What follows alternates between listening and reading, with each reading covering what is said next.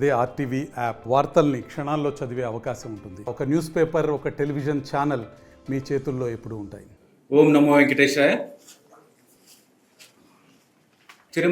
తిరుమల తిరుపతి దేవస్థానం గత 6 నెలలుగా భక్తులకు మెరుగైన సౌకర్యాలు అందజేయడానికి అనేక చర్యలు తీసుకుంది. గౌరవ ముఖ్యమంత్రి గారి ఆదేశాల మేరకు సాధారణ భక్తుల మీద ఎక్కువగా ఫోకస్ పెట్టడం జరిగింది. ఎందుకంటే మిగిలిన వాళ్ళు ఏదో రకంగా మేనేజ్ చేసుకుని వెళ్ళిపోతారు, దర్శనాలు చేసుకుంటారు, అకామిడేషన్ బుక్ చేసుకుంటారు. కానీ సాధారణ భక్తులకి పెద్దపీట వేయాలి, వారిని జాగ్రత్తగా చూసుకోవాలి అనేది గౌరవ ముఖ్యమంత్రి గారు ఇచ్చిన ఆదేశాలు. అలాగే తిరుమల క్షేత్రం యొక్క ఈ దివ్యక్షేత్రం యొక్క పవిత్రతని కాపాడాలి. ఏ కార్యక్రమం చేసినా సరే ఆ పవిత్రతని కాపాడే దిశగా పెంపొందించే దిశగా ఉండాలనేది గౌరవ ముఖ్యమంత్రి గారి ఆదేశాలు. అలాగే భక్తులు వచ్చిన దగ్గర నుంచి, తిరుమల క్షేత్రానికి వచ్చిన దగ్గర నుంచి వెళ్ళేదాకా వారికి తిరుమల తిరుపతి దేవస్థానం అందించే సేవలన్నీ కూడా వారు భవిష్యత్తులో గుర్తుంచుకునేలాగా సంతోషకరంగా వెళ్ళాలనే దిశగా అన్ని చర్యలు తీసుకోవడం జరిగింది, తీసుకుంటున్నాము. ఇంకా తీసుకోవాల్సినవి ఉన్నాయి.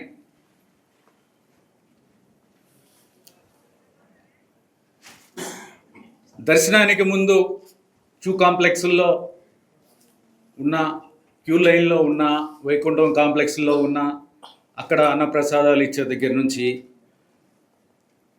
దర్శనం తర్వాత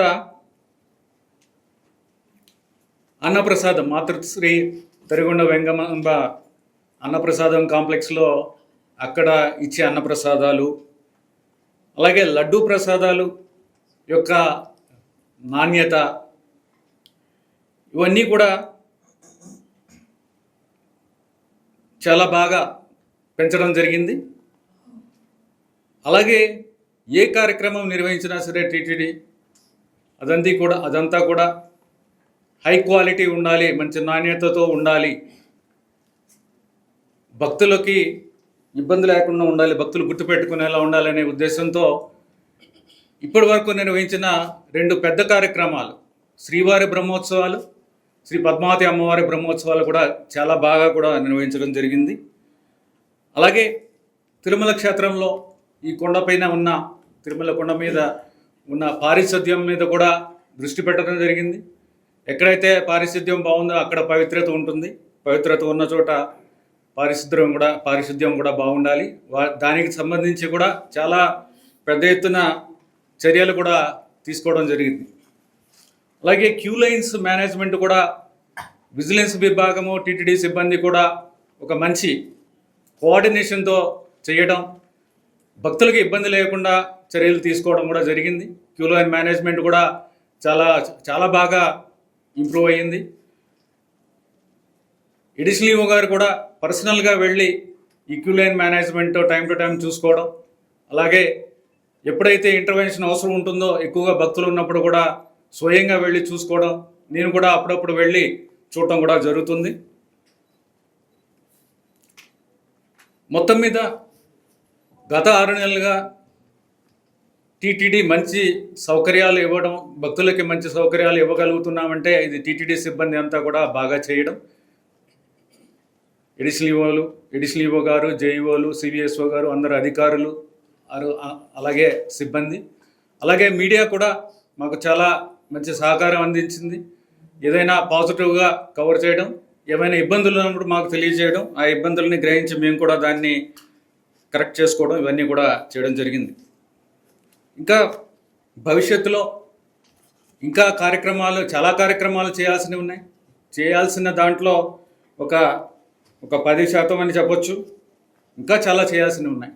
అవి చేయాల్సినవి ఏంటి అనేది మీకు ఇప్పుడు కొన్ని చెప్పడం జరుగుతుంది, మీతో పంచుకోవడం జరుగుతుంది.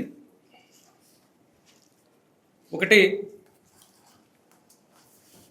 దాతలు నిర్మించిన అతిథి గృహాలు ఏవైతే ఉన్నాయో వాటి గురించి ఇంతకుముందు కూడా మాట్లాడడం జరిగింది. ఇవన్నీ కూడా వారి కంపెనీ పేర్లు పెట్టుకోవడం జరిగింది చాలా వరకు. ఇప్పుడు మొత్తం మీద 45 అతిథి గృహాలు ఏవైతే ఉన్నాయో అవి పేర్లు మార్చాల్సిన అవసరం ఉంది. ఇవన్నీ కూడా కంపెనీ పేర్ల మీద ఉన్నాయి. 27 మాత్రం వీటిని మార్చాల్సిన అవసరం లేదు. ఈ పేర్లన్నీ కూడా ఆధ్యాత్మిక పేర్లు ఉండాలి, లేకపోతే ధార్మిక పేర్లు ఉండాలి. ఈ క్షేత్రం యొక్క పవిత్రతని ప్రతిబింబించేలాగా ఉండాలి అనేది బోర్డు యొక్క ఉద్దేశం, టీటీడీ యొక్క ఉద్దేశం. ఆ విధంగానే పేర్లను కూడా ఎంపిక చేసి ఆ పేర్లని అప్రూవ్ చేసి వారికి ఇవ్వడం జరుగుతుంది. వారు ఈ పేర్లలో ఏదో ఒక పేరుని పెట్టుకోవచ్చు.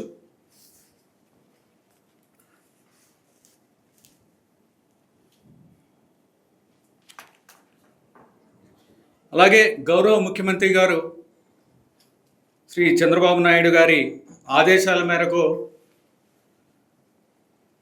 ఎలా అయితే ఆంధ్రప్రదేశ్కి స్వర్ణాంధ్ర విజన్ 2047 చేయడం జరిగిందో ఆ విధంగానే తిరుమల విజన్ 2047 చేయడానికి కూడా చర్యలు తీసుకోవడం జరుగుతుంది. దానికి సంబంధించి ప్రపోజల్స్ కూడా ఆహ్వానించడం జరిగింది. ఈ ప్రపోజల్ యొక్క ముఖ్య ఉద్దేశం ఏంటంటే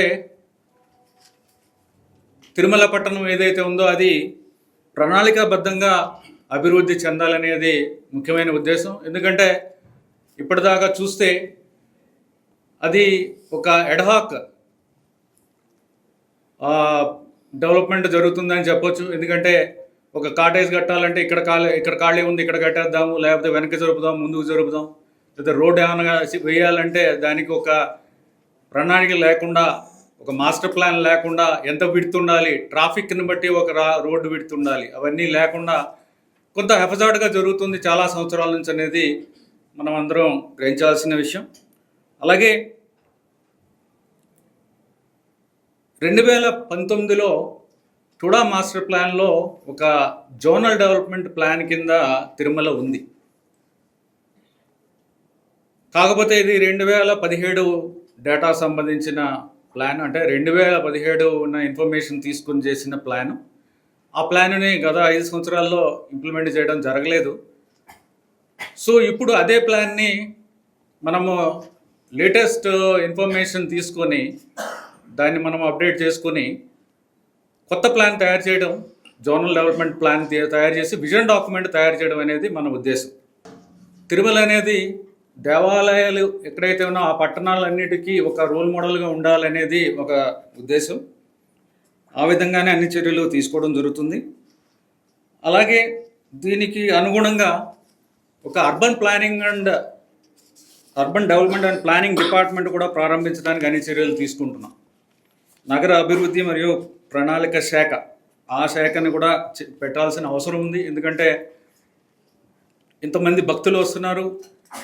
డెన్సిటీ వైజ్ చూస్తే చాలా హై డెన్సిటీ ఉంటుంది. అంటే ఫ్లోటింగ్ పాపులేషన్ ఉండొచ్చు, వచ్చి వెళ్ళిపోయే వాళ్ళు ఎక్కువ మంది ఉంటారు. ఒక విధంగా చూస్తే చాలా ఎక్కువ డెన్సిటీ ఉన్న ఒక నగరంగా మనము తిరుమలని చెప్పొచ్చు. అందుకని దీనికి ఒక ప్లాన్తో, ఒక ప్రణాళికతో మనము దీన్ని డెవలప్ చేయకపోతే భవిష్యత్తులో చాలా ఇబ్బందులు వస్తాయి. ఈ ప్లాన్లో విజన్ డాక్యుమెంట్లో ప్లాన్తో పాటు 2047లో విజువల్గా ఎలా ఉంటుందనే దాంతోపాటు ఈ కన్సల్టెంట్ ఎవరినైతే మేము సెలెక్ట్ చేసుకుంటామో వాళ్ళు కాన్సెప్ట్ ప్లాన్స్ కూడా చేయాల్సి వస్తుంది.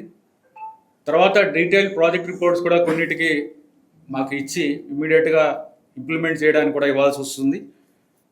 దీంట్లో కొన్ని థీమ్స్ తీసుకోవడం జరిగింది. ఇప్పుడు కాలినడక మార్గాలు, ఇప్పుడు ముఖ్యంగా కాలినడక మార్గాలు సరిగ్గా లేవనేది మనందరికీ తెలిసిందే. అంటే ఇంతమంది నడుస్తూ ఉంటారు. ఈ తిరుమలలో చూస్తే ఎక్కువ నడిచే వాళ్ళే ఎక్కువగా కనిపిస్తూ ఉంటారు ఫుట్పాత్స్ మీద. వాళ్ళకి కంటిన్యూస్గా ఒక ఫుట్పాత్ కానీ లేకపోతే సరైన వీటితో సేఫ్గా ఉన్నది, కంఫర్టబుల్గా ఉన్నది అలాంటివి ఏమీ లేవు. అలాంటివి చేయాల్సిన అవసరం ఉంది. అదొకటి ఫుట్పాత్ డెవలప్మెంట్ అనేది ఒక ముఖ్యమైన విషయం. తర్వాత పార్కింగ్ లొకేషన్స్ మనకి సరిగ్గా లేవు, అవి డెవలప్ చేయాల్సిన అవసరం ఉంది. ఆ తర్వాత మనకి ఎక్కువ ఏరియాని మనం కొత్త కన్స్ట్రక్షన్ చేసి ఇంకా దాన్ని పెంచాలని అనుకోవడం లేదు. ఉన్న దాంట్లోనే ఏ విధంగా మనం బెటర్గా చేయొచ్చు, మెరుగ్గా చేయొచ్చు అనే దాని మీద మనం కాన్సన్ట్రేట్ చేస్తున్నాము. సో ఇప్పుడు పార్కింగ్ కూడా మల్టీ లెవెల్ పార్కింగ్ అనేది చేయడానికి అవకాశం ఉంది. కొన్ని చోట్ల ఎక్కడ చేయాలి, ఎలా చేయాలి అనేది కూడా ఆ విజన్ ప్లాన్లో ఇవ్వాల్సి వస్తుంది. అలాగే పార్కింగ్ కూడా స్మార్ట్ పార్కింగ్ చేసి పార్కింగ్ ఎఫిషియన్సీ పెంచాలి. అంటే పార్కింగ్ ఉన్నది ఫలానా చోట్ల అనేది అందరికీ తెలియాలి. పార్కింగ్ మేనేజ్ చేసేది సెంట్రల్గా మేనేజ్ చేసేది ఉండాలి. ఆ పార్కింగ్ మేనేజ్మెంట్లో అన్ని పార్కింగ్ అంతా కూడా 100% ఉపయోగపడేలా ఉండాలి. వచ్చే వాహనాలు తీసుకుని వచ్చే వాళ్ళకి కంఫర్టబుల్గా ఉండాలి. అది స్మార్ట్ పార్కింగ్ చేయడానికి అవకాశం ఉంది. ఆ తర్వాత కొత్త రోడ్లు చేయడం కానీ, ఉన్న రోడ్లనే రీడెవలప్ చేయడం కానీ, తర్వాత లింక్ రోడ్లు చేయాల్సిన అవసరం ఉంది. ఇవన్నీ కూడా ఈ విజన్ డాక్యుమెంట్లో వస్తాయి, ఈ ప్లాన్లో వస్తాయి. తర్వాత కొన్ని చోట్ల 2019 ప్లాన్లో కూడా ఉంది, సబ్వేస్ కొన్ని చోట్ల పెట్టాలని ఉంది. అవన్నీ కూడా అప్డేట్ చేసి ఇప్పుడు ఎక్కడ అవసరము అంటే ఆ డేటాకి ఇప్పటికి చాలా తేడా వచ్చింది. 2017లో ఉన్న డేటాకి ఇప్పుడున్న డేటాకి చాలా తేడా వచ్చింది. అది పరిగణలో తీసుకుని ఎక్కడ సబ్వే పెట్టాలి, ఎక్కడ పెట్టాలి, ఏం పెట్టాలి అనేది ఒకటి. పునర్నిర్మాణం వంటి కొన్ని చేయాల్సిన అవసరం ఉంది. కొన్ని చోట్ల రీడెవలప్మెంట్ చేయాలి, పునర్నిర్మాణం చేయాలి. అవి ఐడెంటిఫై చేయాలి. అంటే కొన్ని పాతబడిపోయి ఉండొచ్చు, లేకపోతే ఆ ఫెసిలిటీ అక్కడ ఉండడం వలన ఇబ్బంది ఉంది, దాన్ని తీసుకెళ్ళి వేరే చోట పెట్టాల్సిన అవసరం ఉంది. అలాంటి ప్రపోజల్స్ 2019 ప్రపోజల్లో కూడా ఉన్నాయి. ఫర్ ఎగ్జాంపుల్ మీకు బాలాజీ బస్ స్టాండ్ కానీ, రామ్ బగీచా దగ్గర బస్ స్టాండ్ కానీ, ఇవన్నీ కూడా పునర్నిర్మాణం కానీ లేకపోతే వేరే చోటకి మార్చడం కానీ, తరలించడం కానీ, ఇలాంటివి కూడా ప్రపోజల్స్ ఉన్నాయి. ఇవన్నీ కూడా ఎగ్జామిన్ చేయాలి. ఇవన్నీ కూడా ఫైనల్గా ఇవి చేయాలి, చేసేస్తాము, ఇవే చేస్తామని చెప్పలేము. ఇవన్నీ కూడా ఒక కన్సల్టెంట్ పరిశీలించిన తర్వాత ఇవన్నీ కూడా చేయడం జరుగుతుంది. అలాగే పార్కులు నిర్మాణం ఇవి కూడా చూస్తాము. తర్వాత ఒక బేస్ క్యాంప్, ఇప్పుడు అలిపిరి దగ్గర ఒక బేస్ క్యాంప్ అనేది కూడా ఒక ముఖ్యమైన ప్రపోజల్ 2019 మాస్టర్ ప్లాన్లో ఉంది. ఏంటంటే అక్కడ అలిపిరిలో మనకి 42 ఎకరాల ల్యాండ్ ఉంది. ఆ ల్యాండ్లో ఇక్కడ బేస్ క్యాంప్ పెట్టాలి. బేస్ క్యాంప్ యొక్క ముఖ్య ఉద్దేశం ఏంటంటే పైన తిరుమలలో మనకి అంత అకామిడేషన్ మనం ఇవ్వలేకపోతున్నాము. ఇప్పుడు చూస్తే ఒక 55,000 మందికి ఏమన్నా సుమారుగా ఇవ్వగలమేమో. అంటే వచ్చే వాళ్ళలో సగం మందికి అనుకోవచ్చు. అంతమంది ఇక్కడ దర్శనం చేసుకోవాలని వచ్చిన వాళ్ళందరూ కూడా పైకి వచ్చేస్తే ఇక్కడ పైన చాలా ఇన్ఫ్రాస్ట్రక్చర్ మీద చాలా ఒత్తిడి పడుతుంది. ఎందుకంటే అండర్ గ్రౌండ్ డ్రైనేజ్ కానీ, అకామిడేషన్ కానీ, డ్రైనేజ్ కానీ, వాటర్ సప్లై కానీ, లేకపోతే కరెంట్ కానీ, ఇవన్నీ కూడా చాలా ప్రెషర్ పడుతుంది. వాటర్ సప్లై విషయానికి వస్తే మీకు తెలిసిందే, కింద నుంచి మనము పంప్ చేసి తీసుకొస్తున్నాము. ఇవన్నీ కూడా తగ్గించాల్సిన అవసరం ఉంది. అందుకని మాస్టర్ ప్లాన్లో అది కూడా పెట్టడం జరిగింది. ఇది కూడా అప్డేట్ చేసుకుని దాన్ని అక్కడ ఎలాగ చేయాలి.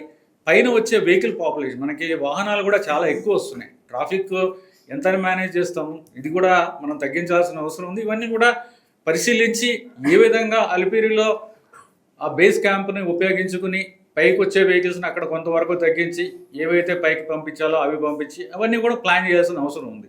సో ఆ బేస్ క్యాంప్ అనేది చాలా ముఖ్యమైన ప్రపోజల్. అది కూడా ఈ విజన్ డాక్యుమెంట్లో కూడా దాంట్లో ముఖ్యంగా అది పరిశీలించడం జరుగుతుంది. దాన్ని ఏ విధంగా చేస్తే బాగుంటుంది అనేది ముఖ్యంగా అది పరిశీలించడం జరుగుతుంది.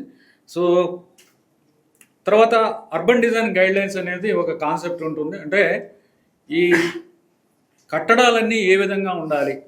ఇప్పుడు కొన్ని ప్రాంతాలకు వెళ్తే గెస్ట్ హౌస్లు కానీ, ఆ సరౌండింగ్ మా ప్రాంతాలకు వెళ్తే అదేదో జూబ్లీ హిల్స్లో ఉన్న ఏదో రోడ్ నెంబర్ సంథింగ్ ఏదో అలాంటి కట్టడాలే ఉంటాయి. కానీ ఇక్కడ మనకి తిరుమలలో ఉన్నామనే ఫీలింగ్ రాదు, ఒక దివ్యక్షేత్రంలో ఉన్నామనే ఫీలింగ్ రాదు. ఎందుకంటే అక్కడ ఎలివేషన్స్ అన్నీ కూడా ఒక మంచి ఆర్కిటెక్ట్ బాంబే నుంచో లేకపోతే ఢిల్లీ నుంచో ఎక్కడి నుంచో ఒక మంచి ఆర్కిటెక్ట్ వచ్చి చేసినవి. ఆర్కిటెక్చర్ వైజ్ బాగానే ఉంది, కానీ అవి ఇక్కడ ఆధ్యాత్మికతని మనకి రిఫ్లెక్ట్ అయ్యేలా ఉండాలి. ఇక్కడ ఉన్న పవిత్రతను రిఫ్లెక్ట్ అయ్యేలా ఉండాలి. దానికి కూడా ఒక రికమెండేషన్ ఇవ్వాలి. ఇక్కడ ఏదున్నా సరే, ఏ డెవలప్మెంట్ అయినా సరే, టీటీడీ డెవలప్ చేసినా సరే ఇది మనకి ప్రతిబింబించేలా ఉండాలి. ఇక్కడ ఉన్న స్పిరిచువాలిటీ కానీ, ఇక్కడ ఉన్న శాంక్టిటీ కానీ మనకి ఇక్కడ ఇవన్నీ కూడా దాంట్లో ప్రతిబింబించేలా ఉండాలి. వాటికి తగ్గ రికమెండేషన్లు కూడా దీంట్లో కూడా చేస్తారు. అలాగే ఏదైనా ఏ ఫిజికల్ ఫీచర్ అయినా సరే ఒక యూనిఫామిటీ ఉండాలి. అది ఇక్కడ అది లేదు, అది over a period of time దాన్ని మనము అభివృద్ధి చేయాల్సి వస్తుంది. కాకపోతే ఈ గైడ్ లైన్స్ ఉంటే ఒక విధంగా మనం దాన్ని ఆ విధంగా తీసుకెళ్ళడానికి మనకి అవకాశం ఉంది. అదొకటి ముఖ్యమైనది. తర్వాత నాన్ హిందూ ఎంప్లాయీస్ గురించి బోర్డులో కూడా ఒక రిజల్యూషన్ తీసుకోవడం జరిగింది. వారిని వేరే ప్రభుత్వ శాఖలో అబ్జర్వ్ చేయడం కానీ, లేకపోతే వాళ్ళకి విఆర్ఎస్ అంటే స్వచ్ఛంద పదవీ విరమణ పథకం ఒకటి చేసి వాళ్ళకి వాలంటరీగా వాళ్ళు దాన్ని ఆప్ చేసుకునేలాగా చేయడానికి ఒక నిర్ణయం తీసుకోవడం జరిగింది. దాని ప్రకారం ఇప్పటికే ప్రభుత్వానికి ఒక లేఖ రాయడం జరిగింది. 31 మంది ఉన్నారు, వీరందరినీ కూడా వేరే శాఖలో తీసుకోవడానికి పరిశీలించండి అనేది ఒకటి. అలాగే లీగల్ అడ్వైస్ కూడా రాయడం జరిగింది. కోర్టు కేసులు ఉన్నాయి కాబట్టి ఇప్పుడు ఇలాంటి విఆర్ఎస్ ఇవ్వడం కానీ, వేరే డిపార్ట్మెంట్లకి ఇవ్వడానికి కానీ ఏమైనా ఇబ్బందులు ఉంటాయనేది కూడా లీగల్ ఒపీనియన్ కూడా రాయడం జరిగింది. ఇవి రాగానే దీని మీద చర్యలు తీసుకోవడం జరుగుతుంది. ఇవన్నీ కూడా బోర్డుకి పెట్టి దాని మీద ఫైనల్గా ఏం చేయాలనేది కూడా నిర్ణయించడం జరుగుతుంది. భక్తులకి ఇబ్బంది కలిగించే విషయాల్లో ఒకటి ముఖ్యమైనది ఈ షాపులు, తర్వాత తట్టలు ఏవైతే ఉన్నాయో ఇవి అనాథరైజ్డ్గా ఉండటం, లేకపోతే ఎంక్రోచ్మెంట్, మొత్తం మీద రోడ్డు మీద పర్మిషన్ లేకుండా ఆక్రమించడం. అంటే నేను చెప్పాను కదా ఇందాక, నడిచే వాళ్ళకి ఉన్నదే అసలు కరెక్ట్గా నిర్మించిందే మనకి ప్లాన్ లేకుండా నిర్మించాం. దాంతోపాటుగా ఈ రోడ్ల మీద ఆక్రమణలు చేయడం వలన ఫుట్పాత్ మీద కాలినడకన వెళ్ళే వాళ్ళకి చాలా ఇబ్బంది అయిపోతుంది. ఇవన్నీ కూడా చాలా స్ట్రిక్ట్గా మేము ఇంప్లిమెంట్ చేస్తాము. ఇప్పటికే ఆల్రెడీ చర్యలు కూడా మొదలు పెట్టడం జరిగింది. సో వీటి మీద ఇంకా గట్టిగా చర్యలు తీసుకుంటాము ఆక్రమణలు చేస్తే. ఆవు నెయ్యి కల్తీని గుర్తించడానికి ఏం చర్యలు తీసుకుంటున్నాము? గతంలో ఆవు నెయ్యి, టీటీడీ కొనుగోలు చేసే ఆవు నెయ్యిలో వచ్చిన సమస్యలు మీ అందరికీ తెలుసు. కల్తీ చేసిన నెయ్యి టీటీడీకి ఇవ్వడం, దాని మీద లీగల్ చర్యలు తీసుకోవడం, తర్వాత సిట్ ఎంక్వైరీ వేయడం, ఇవన్నీ కూడా మీకు అందరికీ తెలిసిందే. ముఖ్యంగా ఇది జరగడానికి కారణం ఏంటంటే క్వాలిటీ కంట్రోల్ సిస్టమ్ లేకపోవడం అనేది. కాకపోతే 6 నెలలుగా మనం చేసింది ఏంటంటే క్వాలిటీ కంట్రోల్ సిస్టమ్ ఒకటి, టీటీడీకి ల్యాబ్ లేదు. ఆ ల్యాబ్, టీటీడీకి ల్యాబ్ ఉంది కానీ ల్యాబ్లో టెస్టింగ్ చేసేది, ఇప్పుడు కల్తీని గుర్తించే పరికరాలు లేవు. సో ఆ పరికరాలు లేవనేది ఒకటి. పరికరాలు లేవనంత మాత్రాన మనం క్వాలిటీ కంట్రోల్ చేయలేమా అంటే చెయ్యొచ్చు. అందుకని బయట ల్యాబ్స్ని ఉపయోగించుకొని మనము క్వాలిటీ కంట్రోల్ని ఇన్షూర్ చేసుకోవడం జరిగింది. నాణ్యత పరీక్షించడానికి బయట ల్యాబ్స్తో మనము ఎంపానల్ చేసుకుని వాళ్ళకి శాంపిల్స్ పంపించడం, వాళ్ళ ద్వారా రిపోర్ట్లు తెప్పించుకోవడం, ఎక్కడైనా తేడా ఉంటే వాళ్ళ మీద చర్యలు తీసుకోవడం, ఇవన్నీ కూడా చేస్తున్నాం. సో దీనివలన మనకు వచ్చే ఆవు నెయ్యి యొక్క నాణ్యత పెరిగింది. ఇప్పుడు స్వచ్ఛమైన ఆవు నెయ్యే వస్తుంది, దాంట్లో మాత్రం ఎటువంటి సందేహం లేదు. ఇంతకుముందు 320 రూపాయలకి ఆవు నెయ్యి రాదు అనేది మనకు తెలిసిందే. ఇప్పుడు మంచి రీజనబుల్ రేటు, అది కూడా ఎక్స్పర్ట్ కమిటీ కూడా చెప్పింది, ఆ రేటుకి దగ్గరగానే మనకి ఒక రేటు వస్తుంది. అలాగే మంచి రెప్యూటెడ్ మనకి సప్లయర్స్ కూడా వస్తున్నారు.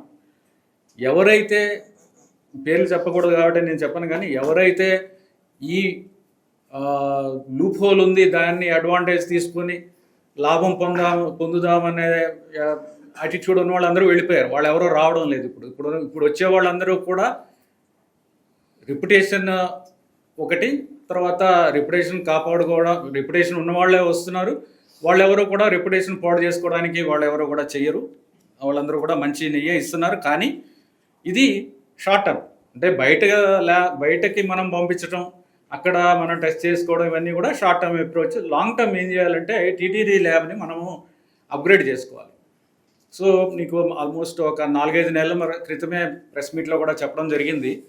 టీటీడీ ల్యాబ్ అప్గ్రేడ్ చేయడానికి ఈ కల్తీని గుర్తించడానికి సంబంధించిన ఎక్విప్మెంట్ ఎంత ఖర్చు అవుతుంది, ఎలా చేస్తున్నాం అనేది కూడా చెప్పడం జరిగింది మీకు. ఎన్డీడీబీ వాళ్ళు జూలైలో మాట్లాడినప్పుడు వాళ్ళు ఈ ఎక్విప్మెంట్ కాస్ట్ రెండు ఎక్విప్మెంట్లు ఉంటాయి. ఈ కాస్ట్ 35 లక్షలు ఉంటాయి. మొత్తం 70 లక్షలు. ఈ ఎక్విప్మెంట్ కాస్ట్ 70 లక్షలు అవుతుంది. ఈ 70 లక్షల ఎక్విప్మెంట్ వాళ్ళు డొనేషన్ బేసిస్లో ఇస్తామని చెప్పారు. సో డొనేషన్ కాకపోయినా టీటీడీ అదర్వైజ్ ఇంకా కావాలంటే కొనుక్కోగలిగిన స్తోమత ఉంది. కానీ వాళ్ళు చాలా గ్రేషియస్గా పెద్ద మనసుతో వాళ్ళు వచ్చారు. వాళ్ళు టీటీడీకి క్వాలిటీ అంటే లడ్డూ అనే ఒక పవిత్రమైన, ఎంతో పవిత్రంగా భావించే లడ్డూలో వాడే నెయ్యి కోసం వాళ్ళు కూడా కంట్రిబ్యూట్ చేద్దాము అనే ఉద్దేశంతో వాళ్ళు కూడా వచ్చి డొనేట్ చేయడం జరిగింది.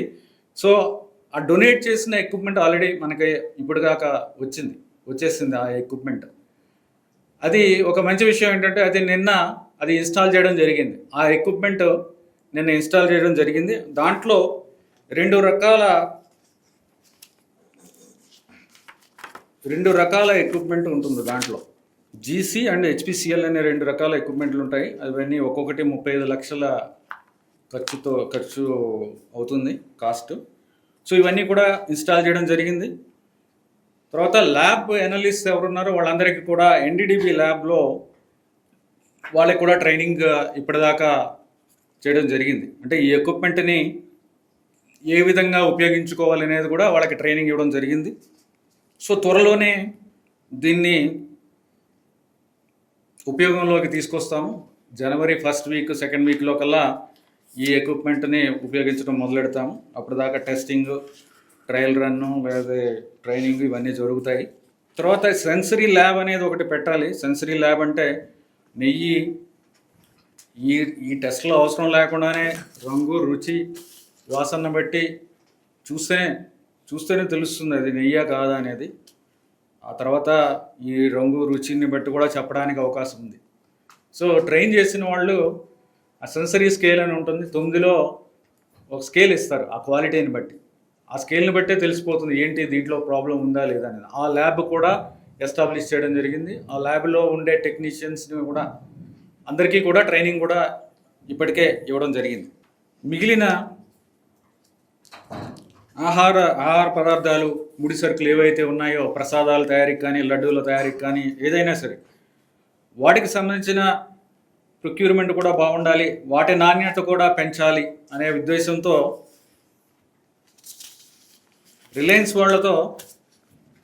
రిలయన్స్ రిటైల్ వాళ్ళతో ఒక ఎంఓయూ చేసుకున్నాము. వాళ్ళు కూడా స్వచ్ఛందంగా ముందుకు వచ్చారు. వారితో ఒక ఎంఓయూ చేసుకున్నాం. 2 ప్రొక్యూర్మెంట్ ఎక్స్పర్ట్స్ని మాకు ఇచ్చారు. వాళ్ళు కొన్ని ముఖ్యమైన ఈ రా మెటీరియల్స్ ఏవైతే ఉన్నాయో వాటి మీద స్టడీ చేసి స్పెసిఫికేషన్ని ఏ విధంగా పెంచవచ్చు, బాగా చేయవచ్చు, తర్వాత ఎలాంటి సప్లయర్స్ని మనము తీసుకుంటే మనకి మంచి మెటీరియల్ వస్తుంది, ఇవన్నీ కూడా వాళ్ళు మనకి సహాయం చేస్తున్నారు. మనం తీసుకున్న ఐటమ్స్లో ముఖ్యమైనవి జీడిపప్పు, బాదం, ఎండు ద్రాక్ష, శనగపప్పు, కందిపప్పు, మిరియాలు, యాలకులు. సో ఇవన్నీ కూడా ఫస్ట్ ఫేజ్లో చేస్తున్నాం. మిగిలినవి కూడా దీని తర్వాత వాటి మీద కూడా చేయడం జరుగుతుంది. సో ఒక 1-2 నెలల్లో వాళ్ళు మనకి రికమెండేషన్ చేసిన తర్వాత ఇప్పటికే మంచి క్వాలిటీనే తీస్తున్నాం, ఇంకా మెరుగైన క్వాలిటీని చేయాలనేది ముఖ్యమంత్రి గారు కూడా ఉద్దేశం. ముఖ్యమంత్రి గారు కూడా దీని మీద ఒక ఎక్స్పర్ట్స్ని ఎంగేజ్ చేసి ఇంకా మంచి మెటీరియల్ని ప్రొక్యూర్ చేసేలాగా చర్యలు తీసుకోమని కూడా డైరెక్షన్స్ ఇచ్చారు. దాని ప్రకారమే ఇవన్నీ కూడా చేయడం జరిగింది. టీటీడీ కింద 61 ఆలయాలు ఉన్నాయి మొత్తం మీద, దేశం మొత్తం మీద ఉన్న ఆలయాలు. ఈ ఆలయాలని అభివృద్ధి చేయాలి ఒక ప్రణాళిక ప్రకారం అనేది టీటీడీ భావిస్తుంది. సో దానికి ముఖ్యమైనవి మొదటి ఫేజ్లో కన్సల్టెంట్స్ని ఎంగేజ్ చేసి చేయడం అనేది చేద్దామని అనుకుంటున్నాము. అది కూడా త్వరలో కన్సల్టెంట్ని పిలవడం జరుగుతుంది. శ్రీ పద్మావతి అమ్మవారి ఆలయంతో పాటు మిగిలిన ఆలయాలకు సంబంధించిన ఆలయాలకు కూడా ఆలయాలని అభివృద్ధి చేయడానికి ప్రణాళికని తయారు చేయడం జరుగుతుంది. ముఖ్యంగా వెళ్ళడానికి రావడానికి ట్రాఫిక్ ఇబ్బందులు, మనకి పద్మావతి అమ్మవారి దేవాలయానికి కూడా ఎన్నో ట్రాఫిక్ ఇబ్బందులు ఎదుర్కోవాల్సి వస్తుంది. వెళ్ళడానికి పార్కింగ్ ఇబ్బందులు, పిలిగ్రిమ్స్కి యాత్రికులకి ఉన్న సదుపాయాలు కూడా మెరుగుపరచాల్సిన అవసరం ఉంది.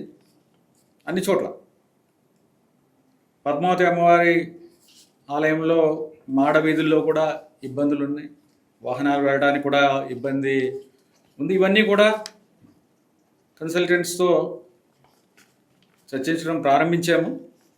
వాటి మీద కూడా ప్రపోజల్స్ వచ్చిన తర్వాత దాని మీద ఏం చేయాలనేది కూడా బోర్డుతో చర్చించిన తర్వాత కార్యక్రమాలు చేపడతాము.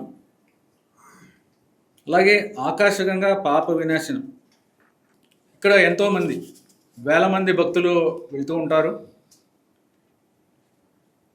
ఇక్కడ కూడా అంటే కొంచెం దూరంగా ఉంది కాబట్టి వీటి అభివృద్ధి జరగాల్సినంత జరగలేదు చాలా సంవత్సరాల నుంచి. ఇప్పుడు వాటి మీద కూడా ఫోకస్ పెట్టి అవి కూడా అభివృద్ధి చేయాలి. చాలామంది వెళ్తున్నారు, అక్కడ కూడా చాలా ఇబ్బందులు ఉన్నాయి. వాటిని కూడా అభివృద్ధి చేయడానికి, అక్కడున్న సమస్యలు పరిష్కరించడానికి కూడా చర్యలు తీసుకుంటాము. ఆల్ హిందూ ధార్మిక్ ప్రాజెక్ట్స్ అనే ఒక విభాగం ఉంది టీటీడీలో. అంటే సనాతన హిందూ ధర్మాన్ని ప్రచారానికి, పరిరక్షణకి సుమారు 100 కోట్లు టీటీడీ నుంచి ఖర్చు పెడుతున్నాము. ఈ కార్యక్రమాలన్నీ బాగా జరుగుతున్నాయి, కానీ కొన్ని లోటుపాట్లు గ్రహించడం జరిగింది. సో వీటిని ఏ విధంగా మనము సరిదిద్దుదామనే విషయంలో గత 3 సంవత్సరాలు జరిగిన కార్యక్రమాల మీద ఒక ఆడిట్ చేయించి వాటిలో ఉన్న లోటుపాట్లను గ్రహించి ఒక పకడ్బందీగా ఒక ప్రణాళిక ప్రకారం ఈ లోటుపాట్లు భవిష్యత్తులో తలెత్తకుండా ఉండేలాగా చర్యలు తీసుకోవడం అనేది ఒక ముఖ్య ఉద్దేశం.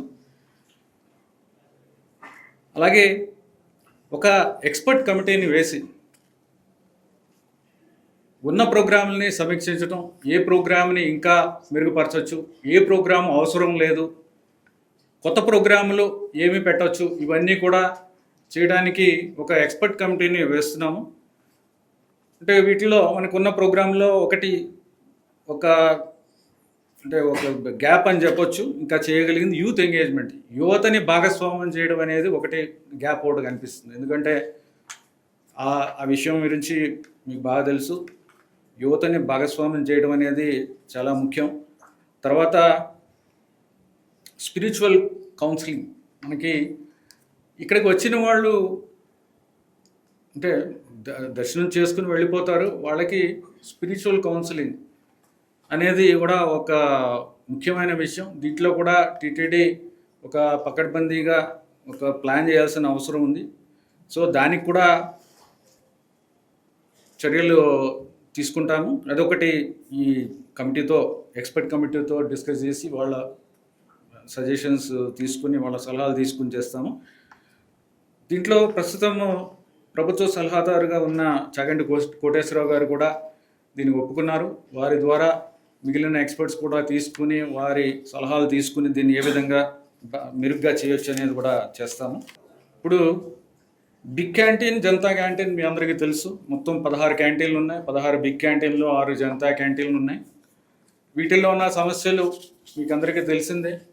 ఒకప్పుడు తిరుమలకు వస్తే నాణ్యమైన, రుచికరమైన భోజనం దొరుకుతుంది అనుకునేవాళ్ళము, చూసేవాళ్ళము, చేసేవాళ్ళము, ఆనందంగా వెళ్ళేవాళ్ళము. కానీ ఇప్పుడు చూస్తే ఆ పరిస్థితులు లేవు. సో దీనికి ఏమిటి కారణం అని చూస్తే ఆ, చాలా ఇబ్బందులను గుర్తించాము. ఆ ఇబ్బందులు ఏంటంటే సుమారుగా 7 ఇబ్బందులు గుర్తించాం. ఒకటి ఏంటంటే టీటీడీ ఈ బిగ్ క్యాంటీన్స్ జనతా కానీ ఒక రెవెన్యూని పెంచుకోవాలి, ఆదాయం పెంచుకునే దాని కింద ట్రీట్ చేయడం అనేది ఒకటి.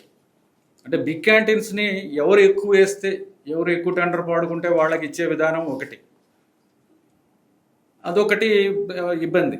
దానివల్ల ఏంటంటే వచ్చేవాళ్ళు సర్వీస్ కన్నా ఎక్కువగా ఎలా డబ్బులు సంపాదించుకున్న దాని మీదే ఎలా డబ్బులు కట్టాలి, ఎక్కువ డబ్బులకు వాడుకుంటాడు, అదొకటి ఇబ్బంది. తర్వాత దానివల్ల కూడా సర్వీస్ క్వాలిటీ దెబ్బతినడం.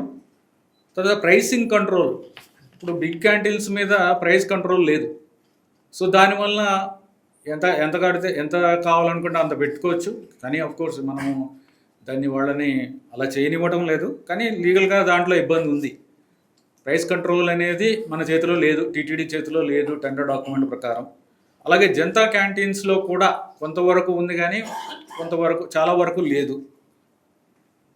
అలాగే ఇక్కడ ఉన్న ఎవరైతే ఆపరేట్ చేస్తున్న ఎవరైతే లైసెన్స్ తీసుకున్నారో అది మరి వాళ్ళు ఆపరేట్ చేస్తున్నారా లేదా ఒరిజినల్ వాళ్ళు అనేది డౌట్ఫుల్గా ఉంటుంది. ఎందుకంటే వాళ్ళు పెట్టే పేరులో కూడా ఇంతకుముందు వాళ్ళు ఎవరికైతే లైసెన్స్ ఇచ్చామో వాళ్ళ పేర్లు కనిపించవు. ఏదో ఒక బాలాజీ భవనం లేకపోతే అలాంటిది ఏదో పేరు పెట్టుకుంటారో, వాళ్ళు ఎవరు ఆపరేట్ చేస్తున్నారో తెలియదు. అట్లీస్ట్ వాళ్ళ పేరు పెట్టుకుంటే వాళ్ళకి చెడ్డ పేరు వస్తుంది, సరైన ఆహారం అందించకపోతే, సరైన క్వాలిటీ మెయింటైన్ చేయకపోతే వాళ్ళకి చెడ్డ పేరు వస్తుందనే భయం కూడా లేదు. సో అది కరెక్ట్ చేసాం ఆల్రెడీ ఇప్పుడు దాకా. సో వాళ్ళ పేరు కూడా ఉండాలి, అది లేదు, అది ఇన్సిస్ట్ చేయడం లేదు. దానివల్ల సబ్లీజ్ అనేది ఇబ్బంది ఒకటి ఎదురైంది. తర్వాత అంటే రెప్యూటెడ్ వాళ్ళకి ఇవ్వాలి. ఇంతమంది ఆంధ్రప్రదేశ్లో కానీ భారతదేశంలో కానీ రెప్యూటెడ్ పేరున్న బ్రాండ్ ఉన్న రెస్టారెంట్లు ఉన్నాయి, చైన్లు ఉన్నాయి, వాళ్ళకి ఇస్తే వాళ్ళు బాగా చేస్తారు అనేది అందరి అభిప్రాయం. కానీ అది ప్రయత్నం చేయలేదు. దానివలన ఒకటి ఇబ్బంది వచ్చింది. అంటే ఎవరు పడితే వాళ్ళు ఎక్కువ రెవెన్యూ వాడుకొని ఇక్కడికి వచ్చి చేయడం వలన ఇబ్బంది వచ్చింది. తర్వాత టీటీడీ ఇచ్చే బిల్డింగ్ ఏదైతే ఉందో క్యాంటీన్కి, ఆ బిల్డింగ్ టీటీడీ ఇవ్వడం జరుగుతుంది. టీటీడీ ఇచ్చే బిల్డింగ్ క్వాలిటీ కూడా చాలా పూర్ క్వాలిటీగా ఉంది. అంటే ఎప్పుడో కట్టిన బిల్డింగ్లు ఎవరికో ఇస్తున్నాం కాబట్టి అది ఏ విధంగా ఉన్నా వాళ్ళు ఏదో వాడుకుంటున్నారు. సో దానివల్ల కూడా వాళ్ళకి ఇబ్బంది వస్తుంది. వాళ్ళు ఏం చేస్తున్నారంటే ఈ యాత్రికులు వచ్చి ఎవరైతే భోజనానికి వస్తారో వాళ్ళు కూర్చుని ఎక్కడ కూర్చుంటారో అక్కడ అంతా బాగా పైన చేసేస్తున్నారు, లోపలంతా డొల్ల. సో బిల్డింగ్ క్వాలిటీ కూడా బాగుంటలేదు. దానివలన కూడా క్వాలిటీ ఇబ్బందులు వస్తున్నాయి. కిచెన్లో విరిగిపోయినవి పగిలిపోయినవి ఉంటే ఎక్కడ హైజీన్ మెయింటైన్ చేయడానికి కుదురుతుంది. సో అవన్నీ కూడా ఇబ్బందులు ఉన్నాయి. ఇవి కూడా గుర్తించడం జరిగింది. సో ఇవన్నీ దృష్టిలో పెట్టుకుని ఒక పాలసీ ఒకటి తయారు చేస్తున్నాము. ఆ పాలసీ కూడా చేసిన తర్వాత ఇవన్నీ ఇబ్బందులను అధిగమించడానికి అవి కూడా మీతో షేర్ చేసుకోవడం జరుగుతుంది. సో పాలసీ ఆల్రెడీ ఇప్పటిదాకా చేయడం జరిగింది, అది బోర్డులో కూడా చర్చించడం జరుగుతుంది. తర్వాత వేస్ట్ మేనేజ్మెంట్ అనేది చాలా ముఖ్యమైన విషయం. పరిశుభ్రత కాపాడాలి తిరుమల క్షేత్రాన్ని అంటే వేస్ట్ మేనేజ్మెంట్ చాలా కరెక్ట్గా చేయాల్సి వస్తుంది. ఇప్పుడు వేస్ట్ మేనేజ్మెంట్ విషయానికి వస్తే మనకి అండర్ గ్రౌండ్ డ్రైనేజ్ అనేది చాలా ముఖ్యం. అండర్ గ్రౌండ్ డ్రైనేజ్ అనేది చాలా పాత డ్రైనేజ్, ఎప్పుడో కట్టినది, సరిగ్గా డాక్యుమెంట్ కూడా లేదు. ఏ లైన్ ఎక్కడికి వెళ్తుంది అనేది సరిగ్గా డాక్యుమెంటేషన్ కూడా లేదు. సో పాతది సరిగ్గా మెయింటైన్ చేయడానికి ఇబ్బందులు ఉన్నవి. సో కొన్ని చోట్ల స్టామ్ డ్రైనేజ్ వచ్చి అండర్ గ్రౌండ్ డ్రైనేజ్లో కలుస్తుంది. అంటే ఇక్కడ వర్షాలు ఎక్కువ పడతాయి కాబట్టి అవన్నీ వచ్చి ఈ అండర్ గ్రౌండ్ డ్రైనేజ్లో కలిసేటప్పటికీ అది ఓవర్ఫ్లో అయిపోతుంది. ఓవర్ఫ్లో అయ్యేటప్పటికీ రెండు సివరేజ్ తర్వాత స్టామ్ వాటర్ మిక్స్ అయ్యేటప్పటికి అంత అన్హైజీనిక్ వాతావరణం అనేది ఇక్కడ ఏర్పడుతుంది. సో ఇవన్నీ కూడా అధిగమించడానికి under ground drainage, storm water drainage study చేసి వీటిని సెపరేట్ చేయాలి. తర్వాత అవి రెండు కూడా సైంటిఫిక్గా దాన్ని సర్వే చేసి దాన్ని ఏ విధంగా డెవలప్ చేయాలనేది కూడా చేయాలి. తర్వాత వేస్ట్ వాటర్ ట్రీట్మెంట్ కూడా, అంటే ఏదైతే అండర్ గ్రౌండ్ డ్రైనేజ్లో వేస్ట్ వాటర్ వెళ్తుందో దాన్ని సివరేజ్ ట్రీట్మెంట్ ప్లాంట్స్ చేస్తున్నాము. కాకపోతే వేస్ట్ రీసైక్లింగ్ అనేది చాలా ముఖ్యం. వేస్ట్ రీసైక్లింగ్ అనేది కాన్సెప్ట్, ఎందుకంటే మనము అన్నిటికీ ఫ్రెష్ వాటర్ తీసుకొచ్చి డ్యామ్స్లోంచి మంచి ఫ్రెష్ వాటర్ తీసుకొచ్చి అన్నిటికీ వాడాల్సిన ఉపయోగం లేదు. ఇప్పుడు మంచి మంచి పెద్ద పెద్ద పట్టణాల్లో ఉన్న లేటెస్ట్ కాన్సెప్ట్ ఏంటంటే ఇప్పుడు రీసైకిల్ వాటర్, గార్డెన్స్కి రీసైకిల్ వాటర్ వాడచ్చు. రీసైకిల్ అంటే ట్రీట్మెంట్ చేసి ఒక స్టాండర్డ్ వచ్చిన తర్వాత దాన్ని టెస్ట్ చేసి గార్డెన్స్కి వాడచ్చు. తర్వాత 2 లైన్ సిస్టమ్ అని ఉంటుంది. ప్రతి ఇంటికి కూడా ప్రతి గెస్ట్ హౌస్ 2 లైన్ ఉంటుంది. కొన్ని చోట్ల ఫ్రెష్ వాటర్ అవసరం, కొన్ని చోట్ల సెకండ్ లైన్ రీసైకిల్ వాటర్ అవసరం. అలాంటివి కూడా చేయాలి. వాటర్, ఫ్రెష్ వాటర్ మీద డిపెండెన్స్ ఏదైతే మనము ఇంత వాటర్ పైనుంచి కింద నుంచి తెచ్చుకుంటాం, ఇవన్నీ కూడా తగ్గించాల్సిన అవసరం ఉంది. దాని మీద కూడా చర్యలు తీసుకుంటున్నాము. తర్వాత సాలిడ్ వేస్ట్ మేనేజ్మెంట్, అంటే ఏదైతే మనకి సాలిడ్ వేస్ట్ వస్తుందో డైలీ బేసిస్ మీద వీటిని సైంటిఫిక్గా చేసి సైంటిఫిక్గా దాన్ని డిస్పోజ్ చేయాల్సిన అవసరం ఉంది. సైంటిఫిక్గా మనకి ఇక్కడ ప్రస్తుతానికి డిస్పోజల్ లేదనే చెప్పొచ్చు. ఇవన్నీ కూడా ఆల్రెడీ ఇప్పుడు స్టడీ చేసి దాని మీద చర్యలు స్టార్ట్ చేసాము. ఇవన్నీ కూడా కాంప్రహెన్సివ్గా మొత్తం అంతా కూడా స్టడీ చేసి మనకి ఏ విధంగా చేయొచ్చు అనేది మనకి అది సూచనలు చేయడానికి ఒక కన్సల్టెంట్ను కూడా చేయడం జరిగింది. ఆ కన్సల్టెంట్ ఇవన్నీ కూడా కాంప్రహెన్సివ్గా స్టడీ చేసి మనకి ఒక విజన్ 2047 ఏవైతే ఉందో అది కూడా ఆ విధంగానే ఇది కూడా డీటెయిల్డ్ ప్లాన్స్ ఉంటాయి. డీటెయిల్డ్ ప్లాన్ ద్వారా ఈ వేస్ట్ ట్రీట్మెంట్ కూడా చేస్తాము, వేస్ట్ మేనేజ్మెంట్ కూడా చేయడం జరుగుతుంది. టీటీడీ అడ్మినిస్ట్రేషన్కి ఎవరి సేవలు అవసరము, ఎవరి సేవలు అవసరం లేదు అనేది టీటీడీ నిర్ణయించుకుంటుంది. దాని ప్రకారమే రిటైర్డ్ వాళ్ళు అవసరం అనుకుంటే వాడుకుంటారు, దాంట్లో తప్పు లేదు. రిటైర్డ్ అయిపోయిన తర్వాత వాడుకోకూడదని ఏముంది, వాడుకోవచ్చు. వాడుకోకూడదు అనేది ఏది నిబంధన లేదు, వాడుకుంటే తప్పు అనేది కూడా లేదు. వాడుకుంటున్నాము, వాడుకోవడంలో తప్పు లేదు. ఎవరైతే మంచి వాళ్ళు అనుకున్నామో, మంచి సర్వీసులు అందిస్తున్నారో వాళ్ళని వాడుకుంటున్నాం, దాంట్లో తప్పు లేదు. So previous trust board passed చేసిన one of the key resolutions is reducing waiting time to 2 to 3 hours. Is that can that be implemented in 2025? Are measures being drawn up and proper study is being conducted? Yeah. ఇప్పుడు దానికి సంబంధించింది ఏంటంటే ఇప్పుడు మనకి 2 systems ఉన్నాయి. SSD tokens, SD tokens. అంటే డైరెక్ట్గా వచ్చేవాళ్ళు ఎస్సిడి ఆన్లైన్లో బుక్ చేసుకుంటారు. ఎస్ఎస్డి ఇక్కడికి వచ్చిన తర్వాత కరెంట్ బుకింగ్లో తీసుకుంటారు. ఎస్డి అనేది టికెట్ కోటా మించిపోయిన వాళ్ళు ఇంకా టికెట్స్ ఇవ్వలేమన్నప్పుడు వాళ్ళు వస్తారు. ఇప్పుడు ఏంటంటే అందరినీ కూడా వర్చువల్ క్యూలో పెట్టాలనేది ఉద్దేశం. దానికి కొన్ని ఛాలెంజెస్ ఉన్నాయి. ఆ ఛాలెంజెస్ అన్ని అడ్రస్ చేయాలంటే చాలా కాంప్లెక్స్ ఇది. రోజు కూడా ఎడిషనల్ ఈవో గారు వాళ్ళ స్టాఫ్ వీళ్ళందరూ కూడా డైలీ చేసేది అదే పని.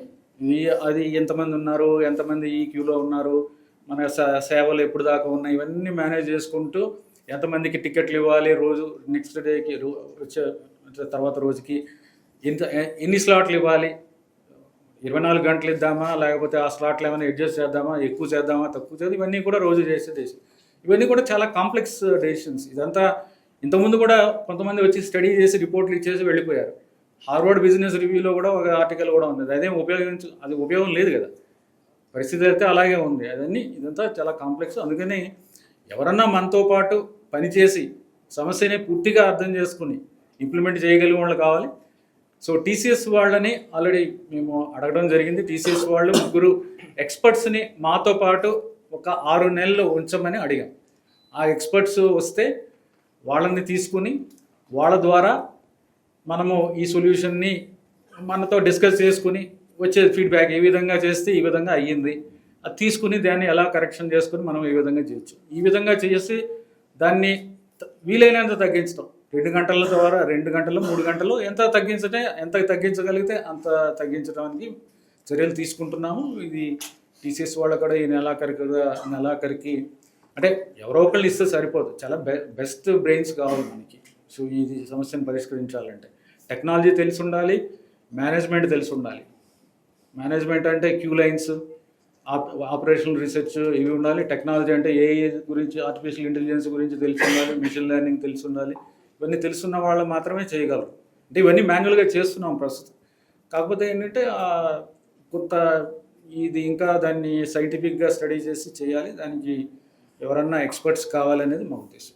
సరే, పాపంగా అసలు ఏమన్నా టీటీడీ హ్యాండ్ ఓవర్ చేసుకునే అవకాశం అంటే గతంలో టీటీడీ హ్యాండ్ ఓవర్లో కానీ ఇప్పుడు ఫారెస్ట్ హ్యాండ్ ఓవర్లో ఉంది. కానీ అక్కడ ఈ ఫారెస్ట్ హ్యాండ్ ఓవర్ అయినాక పూర్తిగా అక్కడ భక్తులకు సౌకర్యాలు ఆ ఇబ్బందుల మీద ఎడిషనల్ గారు ఆల్రెడీ దృష్టి పెట్టారు. మేము కూడా వెళ్ళి చూసాము. వాటి మీద ఫారెస్ట్తో కోఆర్డినేట్ చేసుకుని ఏ విధంగా దాన్ని మనం మెరుగుపరచాలనేది కూడా చర్యలు తీసుకుంటున్నారు. సో తీసుకోవడం అనేది ఫారెస్ట్ వాళ్ళు తీసుకున్నారు. ఫారెస్ట్ కంట్రోల్లో ఉన్నది ల్యాండ్.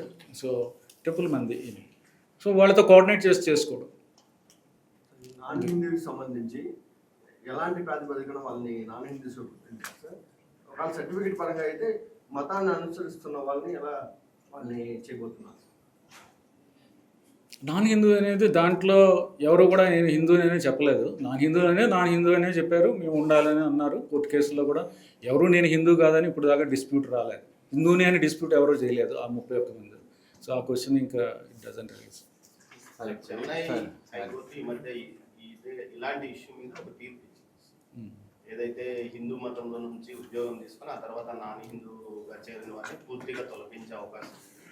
అదేవిధంగా హిందూ దేవాదాయ ధర్మాదాయ శాఖ ఆధ్వర్యంలో నడుస్తున్న విద్యా సంస్థల్లో కానీ ఇతర సంస్థల్లో కూడా వాళ్ళని తీసుకునే అవకాశం లేదు, ఉంచకూడదు అని కూడా. అదేమన్నా మనకు యాక్చువల్గా అవుతుంది. ఇప్పుడు మన హైకోర్టులోనే ఒక ఆర్డర్ ఉంది. ఏమని? దేవాలయాల్లో తీసుకోవద్దు కానీ బయట తీసుకోమని ఆర్డర్ ఉంది మనకి. దాని ప్రకారం మనం వెళ్ళాల్సి వస్తుంది. సో ఇప్పుడు ఆ పరిధిలోనే మనము ఏ విధంగా వాలంటరీ రిటైర్మెంట్ స్కీమ్ కానీ లేకపోతే వేరే డిపార్ట్మెంట్ కానీ పంపించడం ఎలా అనేది చర్యలు తీసుకుంటాం. అంటే మనకి మన హైకోర్టు ఆర్డర్స్ ఉన్నాయి. విజన్ 2047 ఎలా ఉంది?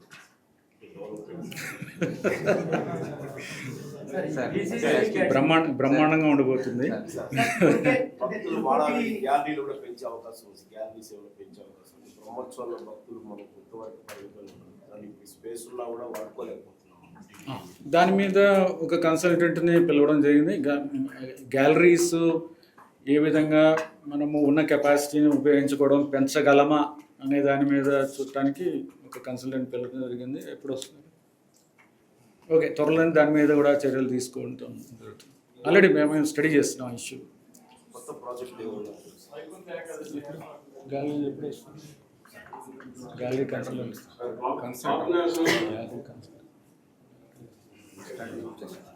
సరే.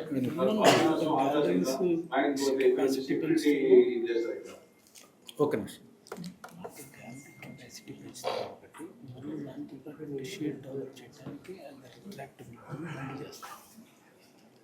గ్యాలరీలతో పాటు రిట్రాక్టబుల్ షేడ్స్ చాలామంది మీరు కూడా సజెస్ట్ చేశారు.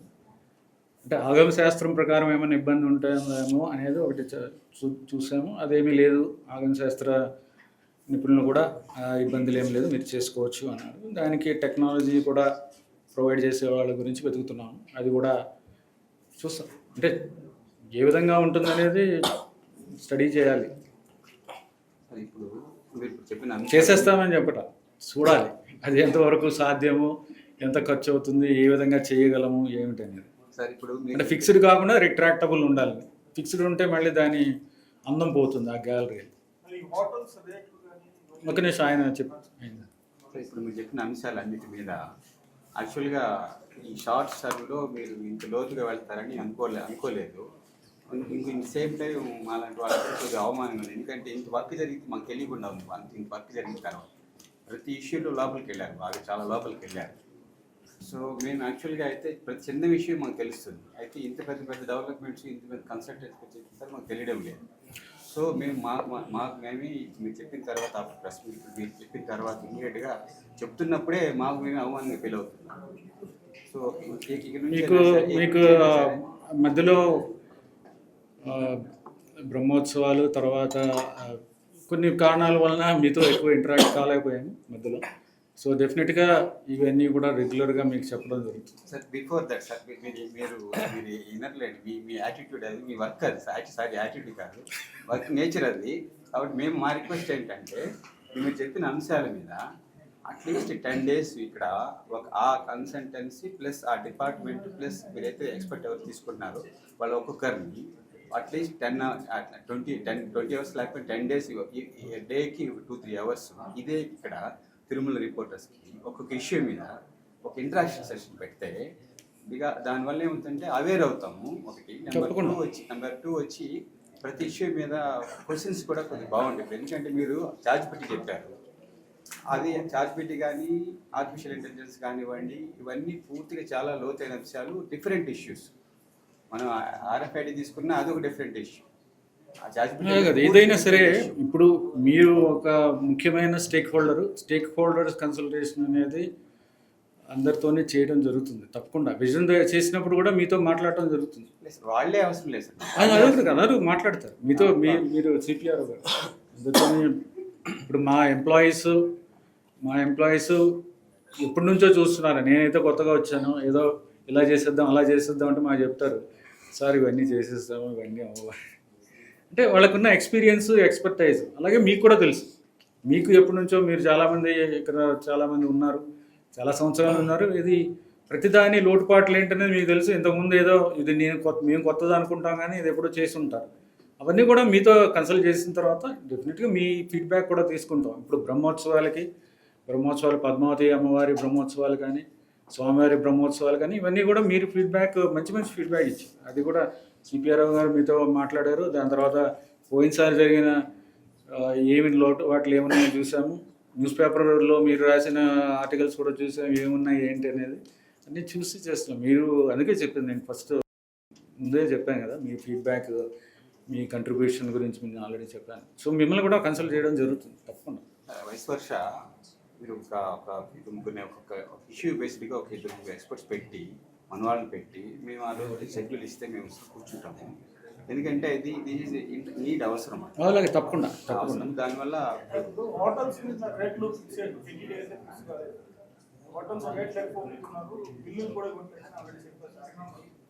రేట్స్ అది కొంతవరకు ఇంటర్వ్యూని అయ్యి కంట్రోల్ చేశారు. ఈ బిగ్ క్యాంటీన్స్ది వాళ్ళు ఇంతకుముందు పెద్ద రేట్లు, ఎక్కువ రేట్లు పెడితే కింద ఉన్న రెస్టారెంట్ల రేట్లతో కంపేర్ చేసి దాన్ని రీజనబుల్గానే ఓకే అన్నారు. అంటే మన కంట్రోల్ లేదు, బట్ వాళ్ళు చేసింది ఇప్పుడైతే ప్రస్తుతం అయితే అంత ఇబ్బంది లేదు. నాణ్యత కూడా పెరిగింది కాదా. నేను ఇప్పుడు బాగలేదని నేను చెప్పట్లా. ఇప్పుడు దీని మీద ఇంతకుముందు మీద పెరిగింది, కానీ ఇది మనం కంటిన్యూస్గా ఇన్స్పెక్షన్లు చేసి బెదిరించి ఇది చేసే సిస్టమ్ కాదు కదా. వాళ్ళే చెయ్యాలి, బాగా చేయాలి, ఇది ఇక్కడ ఉన్నా అంటే మా పేరు పాడైపోతుంది అనేది. ఇప్పుడు నేను పేర్లు బ్రాండ్స్ పేరు చెప్పట్లేదు, కానీ ఒక 10-15 మంచి బ్రాండ్స్ ఉన్నాయి. అక్కడికి వెళ్తే ఆ పర్టికులర్ బ్రాండ్కి వెళ్తే భోజనం బాగుంటుందని మనందరికీ తెలుసు. సార్ ఇప్పటికే అర్బన్ డిజైన్ వాళ్ళు తిరుమలలో కొన్ని ప్రాంతాల్లో పర్యటిస్తున్నారు. వాళ్ళు ఏమన్నా కొన్ని పిల్గ్రిమ్ మూవ్మెంట్ ఉన్న ప్రాంతాల్లో కొన్ని మార్పులు చేయమని చెప్పారు. అదైనా మార్పు చేసే అవకాశం ఇమీడియట్గా కొన్ని ఇంకా లేదండి. మనం ఇప్పుడు ప్లానింగ్ దాంట్లోనే ఉన్నాము. కాకపోతే అర్బన్ డిజైన్ అండ్ ప్లానింగ్ వాళ్ళ సహకారం మేము ఆల్రెడీ తీసుకుంటున్నాము. అంటే ఇంకా ఆ డిపార్ట్మెంట్ డెవలప్ చేయాల్సిన అవసరం ఉంది. వాళ్ళ సహకారం ఇప్పటికే తీసుకుంటున్నాము చాలా విషయాలు. కొన్ని ప్రాంతాల్లో పిల్గ్రిమ్ మూవ్మెంట్ ఉన్న ప్రాంతాల్లో కొన్ని మార్పులు చెప్పారు కదా. లేదు, అది మాస్టర్ ప్లాన్, విజన్ ప్లాన్ అయిన తర్వాతే చేస్తాం. అంటే ఇది చేసిన తర్వాత మళ్ళీ ఇలా కాదు అలా కాదు అనేది కాదు, ఒకసారి ఫైనల్ అయిన తర్వాత దాన్ని మొదలు పెట్టడం జరుగుతుంది. ఇందాక చెప్పే కదా, EDSLEO గారు ఆల్రెడీ దాని మీద చర్యలు తీసుకుంటున్నారు. ఆ ఇష్యూ కూడా వచ్చిందని చెప్తున్నారు, ట్రాఫిక్ ఇష్యూ. దాని DFO అండ్ పోలీస్ సైడ్ నుంచి, విజిలెన్స్ సైడ్ నుంచి కూడా రింగ్ రోడ్ కాకుండా పాజికాలం గంగమ్మ గుడికి గతుకుల రోడ్డు కానీ ఎటువంటి కాంక్రీట్ నిర్మాణం చేస్తారు. ఆ భక్తుల రాకల పాపలకి ఏదైనా చేస్తే బాగుంది సార్. తప్పకుండా. సార్ ఇప్పుడు అకామిడేషన్ విషయంలో మీరు తర్వాత డిప్యూటీ గారి నుంచి అటెండర్ వరకు ఎవరైనా ట్రాన్స్ఫర్ చేయకుండా వాళ్ళకి ఫుల్ హ్యాండ్ బాగా వర్క్ చేయడానికి మీరు ఫుల్ హ్యాండ్ ఇచ్చారు. అయితే మీరు వాళ్ళకి కావాల్సిన ఏర్పాటు కూడా చేస్తున్నారు. అయితే అకామిడేషన్ విషయంలో లాస్ట్ ఒక 20 రోజులుగా 4 రోజులు గందరగోళం ఏర్పడి దాదాపు 2 కోట్ల రూపాయలు నష్టం వచ్చే పరిస్థితి ఏర్పడింది. 3 తుఫాన్లు వచ్చాయి, చలి తీవ్రత పెరిగింది. బయట ఏమో భక్తులంతా అట్లే ఉన్నారు. రూమ్లు అయితే ఖాళీగా ఉండిపోయాయి. అలాట్ చేయలేదు. అలాట్ చేయకపోతే రోజుకి 9 లక్షల నష్టం వచ్చేంత రూమ్లు ఖాళీగా ఉన్నాయి. బయట ఏమో భక్తులంతా ఉన్నారు. ఆ పరిస్థితి ఎందుకు ఏర్పడింది? రూముల అలాట్మెంట్కి ఒక స్టాండర్డ్ ప్రొసీజరు ఎవాల్వ్ చేసి దాని ప్రకారం ఒక భక్తులు అంటే దర్శనానికి వచ్చిన భక్తులకి ముఖ్యమైన ఫస్ట్ ప్రయారిటీ ఇవ్వాలనే ఉద్దేశంతో శ్రీనివాస్ గారు ఆల్రెడీ చర్యలు తీసుకున్నారు దాని మీద. మీరు చెప్పింది ఏమైనా ఉంటే చూస్తాను. బ్రేక్ విషయంలో కూడా మధ్యాహ్నం 2 గంటల వరకు కూడా బ్రేక్ వెళ్తాం. మార్నింగ్ 8:30కి వెళ్ళిన వాళ్ళు మధ్యాహ్నం 2 గంటల కనుక రావడం బయట రావడం. బ్రేక్ టైమింగ్స్ కొంచెం మారుస్తా చెప్పారు సార్. దాని మీద కొంచెం పెడితే బాగుంటుంది. అంటే మార్నింగ్ 8 అంటే ఇంత ముందు ఉన్నదానికి ఇప్పటికి ఏంటంటే మార్నింగ్ ఇప్పుడు శ్రీవాణి ఒకటి యాడ్ అయింది. ఆఫ్లైన్ So, ఆన్లైన్ రెండు ఉంటాయి. అవన్నీ దానికి కూడా కాకుండా మనకి బ్రేక్లో విఐపి ప్రయారిటీ జనరల్ ఈ 3 ఉంటాయి. మనకు మార్నింగ్ మీరు చూడలేదు 4 o'clock ఆ టైంలో మనకి 2.5 hours దాదాపు 14,000-15,000 మంది దర్శనం చేసుకుంటున్నారు. ప్రీవియస్ డే నైట్ ఉండే వాళ్ళందరూ కూడా ఎర్లీ మార్నింగ్ ఫస్ట్ 2-3 hours వెళ్ళిపోతున్నారు. అంత ర్యాండమ్గా అవర్లీ 5,200 మెంబర్స్ మనకు మార్నింగ్ తప్పితే డేలో ఎక్కడ వెళ్ళాం. సో ఇవన్నీ క్యాలిక్యులేట్ చేసాం. సామాన్య భక్తులు బాగా బెనిఫిట్ ఉండేది ఎర్లీ అవర్స్. ఆ ఎర్లీ అవర్స్లో మనం విఐపికి తీసుకుంటే విఐపిలో మినిట్కి 8 to 12 పీపుల్ వెళ్తారు. ఆ టైంలో సామాన్య భక్తులు దాదాపు 88 members వెళ్తారు. సో ఆ రోజు నైట్ ప్రీవియస్ డే నైట్ ఉండే వాళ్ళందరూ కూడా ఎర్లీ మార్నింగ్ 2-3 hours మనకు కంప్లీట్గా వైకుంఠం 2 అంతా ఖాళీ అయిపోతుంది. సో మనకి వైకుంఠం 2 మళ్ళీ మనకి 8-8:30 నుంచి వచ్చిన వాళ్ళు మాత్రమే మిగిలిపోతారు డేకి. సో అవన్నీ క్యాలిక్యులేట్ చేసాము. మనకి యాక్చువల్గా ఇప్పుడున్న సిస్టంలో ఎక్కువ మందిని సామాన్య భక్తులకు అవకాశం ఇస్తుంది. దాదాపు 38,000, 42,000 దాకా మన వీకెండ్లో సామాన్య భక్తులు దర్శనం చేస్తాం.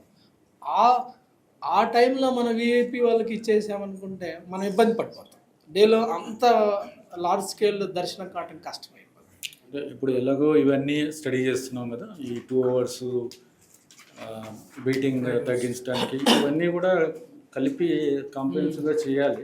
ఇది ఒకటే సెపరేట్గా చేయడం అనేది కష్టం.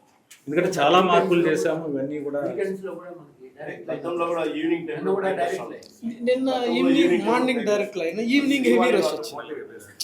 మన డే అంతా అలా చుట్టానికి అవకాశం. చూద్దాం ఇవన్నీ డిస్కస్. మార్నింగ్ డైరెక్ట్ లైన్ అవుతుంది, ఈవినింగ్ వెళ్ళేసరికి మళ్ళీ భయంకరంగా యాడ్ అవుతుంది. మరిన్ని వీడియోస్ కోసం ఛానల్ ని సబ్స్క్రైబ్ చేయండి. లేటెస్ట్ అప్డేట్స్ కోసం వాట్సాప్ ఛానల్ ని ఫాలో అవ్వండి. అండ్ లింక్ డిస్క్రిప్షన్ లో ఉంది.